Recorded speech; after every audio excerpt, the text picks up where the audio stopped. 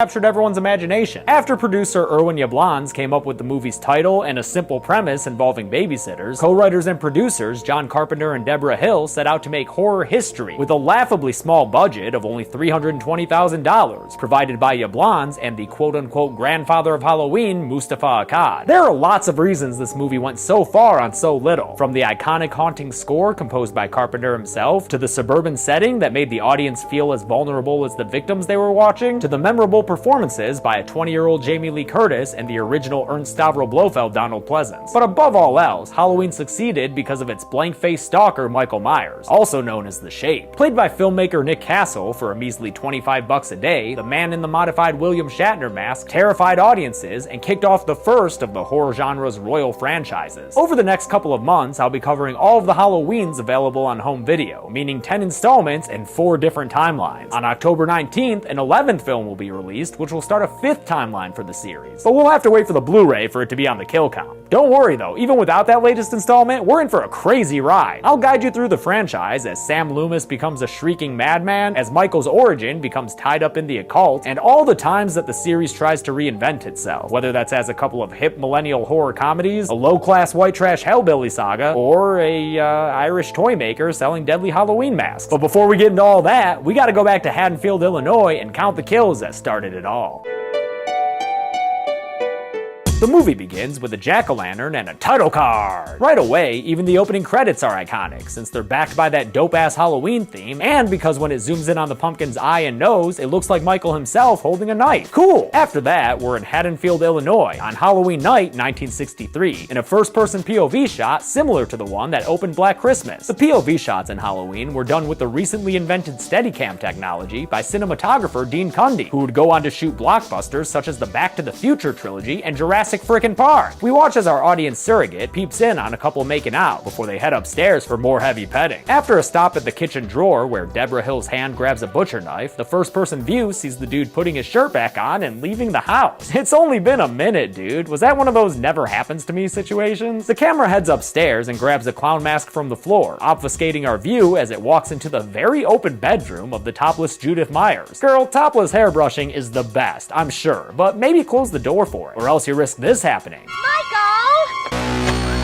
Yep, this is Michael Myers' first kill, his older sister Judith, and he's such a noob at murder that he has to keep checking his stabbing form while he kills her. You're doing fine, Mikey, don't worry. When he's done, Judith is left as a topless bloody corpse lying on her bedroom floor. Michael heads back downstairs and out of the house right as his parents pull up. The extended first-person shot finally ends when they demask him and then just kinda stand there for an awkwardly long time without saying anything or emoting as the camera pulls away. Classic cold open though. Jump to Smith's Grove in the same state, now 15 years later on Halloween Eve. 'Twas a dark and stormy night when Dr. Sam Loomis, played by the masterful Donald Pleasence, joined chain-smoking nurse Marion Chambers to go to the Smiths Grove Sanitarium. They're going to pick up Michael Myers, who Loomis keeps referring to as an it, and transfer him to another facility. But things take a turn for the creepy when they see that the Smiths Grove inmates are out and about, getting all wet. Instead of being concerned about them catching hypothermia like a real doctor would, Loomis presses forward and hops out to open the hospital gate. That's when Michael Myers hops on top of Marion's car and grabs her by the face, tormenting her until she flees from her vehicle that he promptly Grand Theft Autos. Michael must have been top of the class in the Smiths Grove driver's ed program. The next day, back in Haddonfield, we meet Laurie Strode, a modestly dressed high schooler played by Jamie Lee Curtis. Her Halloween night plans involve babysitting this little kid Tommy Doyle, who's all sorts of scared of the abandoned Myers house. Laurie has a key to the place because her dad's a local realtor, but as she leaves it under the mat, she doesn't notice that she's being watched by a shape inside, and a shape outside. Must be one of those interior-exterior shapes. The shape continues its voyeuristic tendencies when Laurie's in school, staring at her from behind Nurse Chambers' car parked across the street. But while Laurie's busy being an SMRT smart girl, he vanishes into thin air. Which way did he go, Laurie? Which way did he go? In Smith's Grove, Dr. Terrence Wynn, a colleague of Loomis's, blames the small doctor for Michael's escape and says it's unlikely that Myers is headed to Haddonfield, 150 miles away. For God's sakes, he can't drive a car. He was doing very well last night. Maybe someone around here gave him lessons. On his way to Haddonfield, Loomis stops at a payphone to warn the Haddonfield police, and that's where he notices a truck on the side of the road. He finds evidence that Michael was there, but runs off before seeing our second body on the kill count, this poor truck driver who Michael apparently killed and stripped for that classic blue jumpsuit. Damn, man, stealing cars and clothes? Michael's just as much a thief as he is a murderer. Lori walks home with her cheerleader friend Linda, played by PJ Soles, who's totally got a problem saying totally all the fucking time. Totally.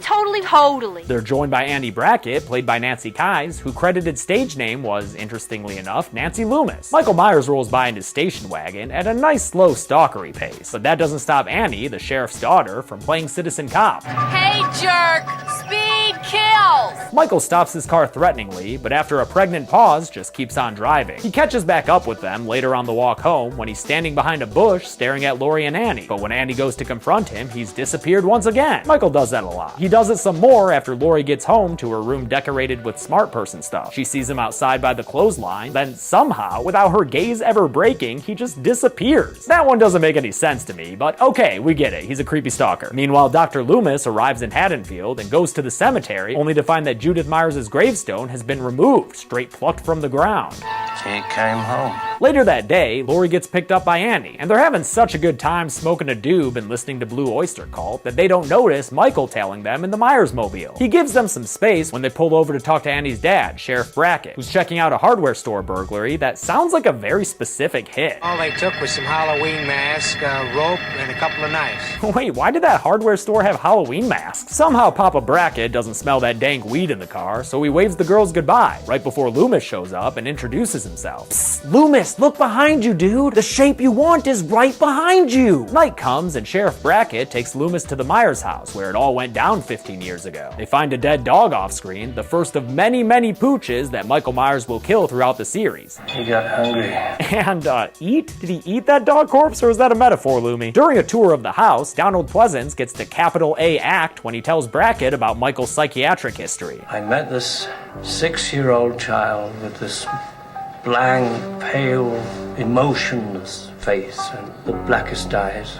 The devil's eyes. Yeah, it's some good acting. Now that it's nighttime, the teens of Haddonfield are out to make some babysitting bucks. Michael silently observes Annie as she gets to the house she's watching over, the Wallace family home, while just across the street at Tommy Doyle's house, Lori is already nice and cozy, shitting all over Tommy's taste in comic books. Annie calls Lori to tell her that she's arranged a date with our virginal final girl with the dude she's into named Ben Tramer. Pretty much every scene with Lori and her friends involves them telling her she needs to get laid, but I wanted to mention this combo in particular just because Ben Tramer comes back in a hilarious way next movie. Tommy looks out the window and sees the shape standing outside the Wallace home, but when he gets Lori to look, Mike's pulled his disappearing act again. Turns out he's gone around back to watch Annie take her shirt off after she spilled some butter on it. While he's peeping in, the Wallace family dog Lester comes across him and starts growling. Michael makes short work of the poor canine and kills him, but in case you're new here, I only put humanoids on the kill count. Sorry, Lester. Annie gets a call from her boyfriend Paul saying that his parents are gone and that it's bone o'clock, so she takes little Lindsay Wallace across the street to drop her off with Lori and Tommy. The kids immediately get to watching The Thing from Another World, a fun inclusion in hindsight since Carpenter would go on to make his own version of The Thing just 4 years later, which is still the best horror movie ever made. Come at me. Lori agrees to watch over Andy's charge while Andy takes a visit to Pound Town. The old Girl Scout comes through again. Annie never gets to fulfill her teenage desires though, because after she gets in the car to go pick up El Jerko, she's attacked by Michael Myers from the back seat. He strangles her in a lengthy silent scene with no noise except for his heavy breathing and the sounds of her struggle, until she finally starts blaring the car horn in an effort to attract some help. That's when Michael cuts the kill short with a butcher knife, slitting her throat as Annie Brackett becomes the third member of our kill count. Michael may be good at killing discreetly, but he's got to work on his body disposal, since Tommy sees him from the window carrying that corpse under a bright porch light. Props for being able to open that door with no hands though, Mikey. You'd be great at one of those grocery delivery service jobs. In case you were having some unpleasant withdrawals from a lack of Loomis, we get a fun little scene wherein he scares some kids that had bullied Tommy earlier. They're outside the Myers house, daring each other to go touch it like friggin' Boo Radley lives there, when Loomis overhears their names and fucks with them. Hey, Lonnie,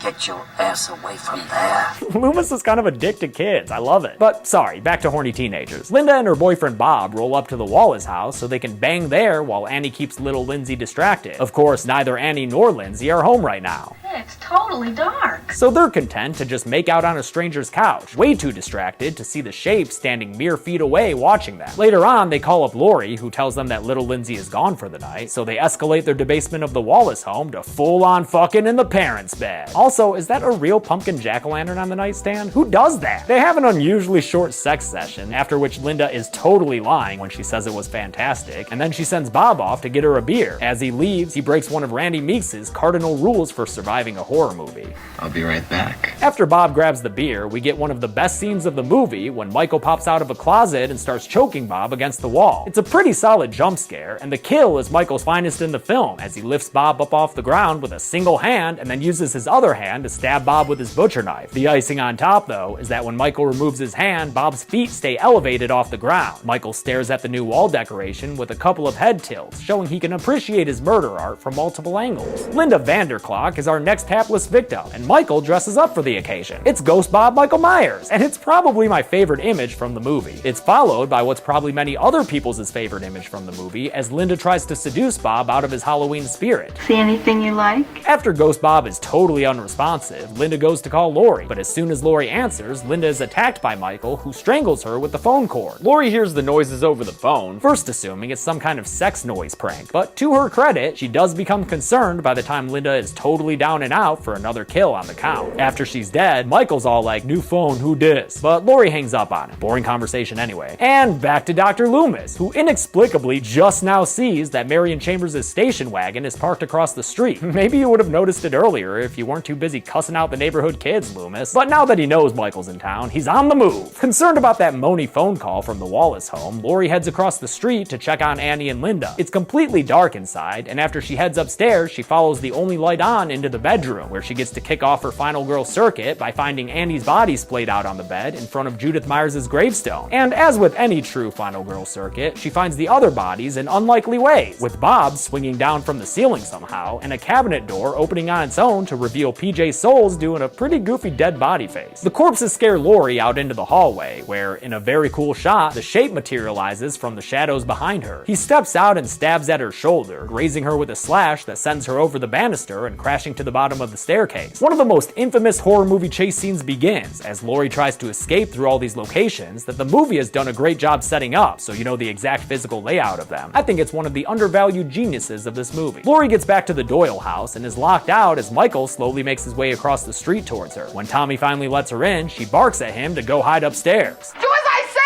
Hurry! With the lights off and the phone line dead, Lori hunkers down and grabs a knitting needle. Michael appears behind her, having come through the window, but when he misses an easy strike with his knife, she's able to stab him in the neck with the needle, which gets him down to the ground. But Lori's a Gen 1 final girl who doesn't know the way this shit works, so she assumes that a single stab has put her tormentor out of business for good. She goes upstairs to tell the kids that it's over and that she killed him, but Tommy knows better. You can't kill the boogeyman. Tommy's right. Michael's back, baby! Lori ushers the kids into one room and goes into another, where she hides in the closet. Michael follows, and we get another classic scene as he violently shakes the closet door for a while before punching through it and turning on the light. It's a good thing Lori never listened to her mommy dearest, though, and has a wire hanger at her disposal, which she turns into a weapon and then uses to stab Michael Myers right in the eye. Michael drops his knife, and she presses on with the attack, stabbing him in the chest with it. This knocks him out again and gives Lori another false sense of security as she leaves the comfort of the closet. Once again, she consults the children and tells them to go down the street to a neighbor's house and call the police. After she sends them off, she sits there catching her breath and doesn't notice when behind her, Michael single-handedly pioneers a new workout program: Horror Killer Abs. Get that six-pack in 10 movies or less, one sit-up at a time. The kids run out the front door screaming bloody murder, and since Loomis happens to be walking by, he puts two and two together and heads towards the house. Good thing, too, since Michael has made his way over to Lori and starts strangling her with his bare hands. Right as Loomis runs upstairs, Lori pulls off Michael's mask, giving us a fleeting glimpse of the very plain-looking face of evil in a shot where Michael was played by a dude named Tony Moran. Loomis fires his gun at Michael, then follows through and shoots him 5 more damn times with his gun, sending the spree killer out onto the back balcony and over the railing, where he lies on the ground in defeat. After the gun smoke is cleared, Lori gets a debriefing from Loomis.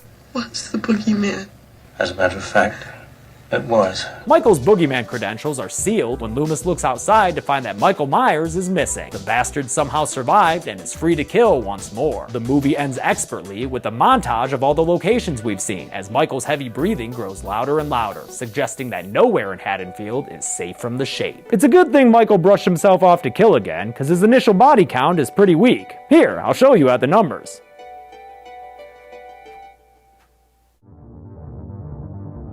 Only 5 people died in Halloween, but that's fine for a first outing. It leaves room for growth. The victims consisted of 2 guys and 3 gals, giving the ladies the edge in this pumpkin pie chart. With a runtime of 91 minutes, we wound up with a kill on average every 18.2 minutes. I'll give the golden chainsaw for coolest kill to Bob. The shot of him pinned to the wall is one of the best shots in the movie, and the head tilt that Michael does tells us everything we need to know about him. Dull machete for lamest kill will go to the trucker, whose body wasn't even found by anyone but the audience. Poor dude. And that's it. Halloween came out in 1978 and ignited a brush fire of slashers, and eventually its own lengthy series of sequels. We'll look at the first of those, Halloween 2, next week. But until then, I'm James A. Janice.